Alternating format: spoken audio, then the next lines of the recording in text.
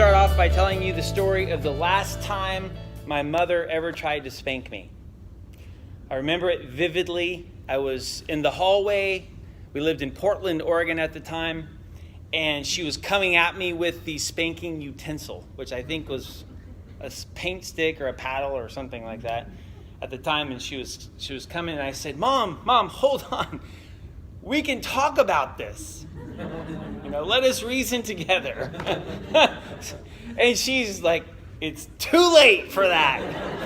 And she just kept coming at me. I said, Mom, please, we can talk about this. And she kept coming. And this is where I crossed the line. I reached out and grabbed the paddle from her. Now, if my dad had been home, I don't know if I would be here to tell you this story.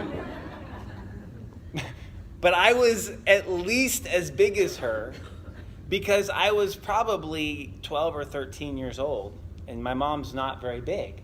And so that was kind of the end of it for them, until Dad got home. And I don't think she spanked me again. Now, of course, I usually at that point say I don't try this at home. A lot of times I'm at a conference where kids are in there and I'm like, this is not a good idea. But I was in this particularly unique age of growing up that's going to be kind of the main focus we're talking about here. Maybe 11 years old to 14 to 15 years old, when they do seem to be able to reason with you. They seem intelligent, they can use words. And at the same time, a lot of times they seem like they need a beating. And it's like, which one?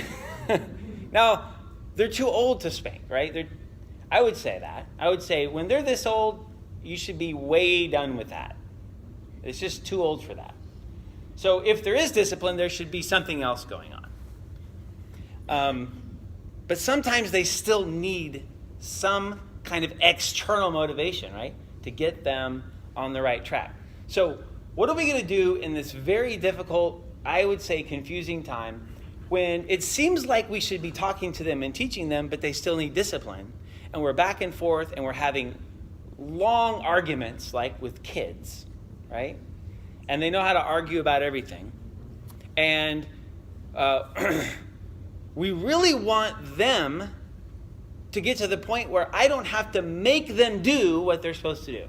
That's why I think this is such an important thing. Why do we want to talk about this? Why would I want my kid to be self-motivated? Because I'm sick of motivating them. Right? I'm just completely tired of making you clean your room and making you do your chores and arguing with you until you're going to be nice to your siblings and arguing with you until you finish your schoolwork.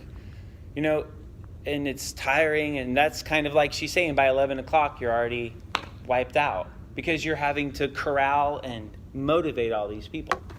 So obviously that's what we want to do, is bring our children to a point where they want to live in a clean environment, where they want to take care of their stuff, where they want to be kind to their siblings. When does that happen?